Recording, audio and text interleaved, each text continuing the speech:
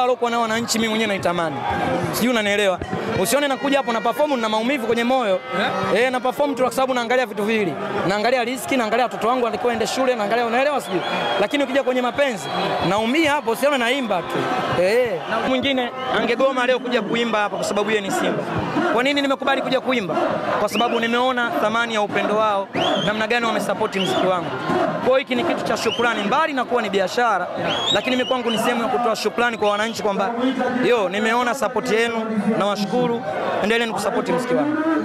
Kwa Chaboli, MVP wako katika msimu huu ni nani kwenye ligi kuu? Kwa takwimu Ahua. Kwa takwimu Ahua.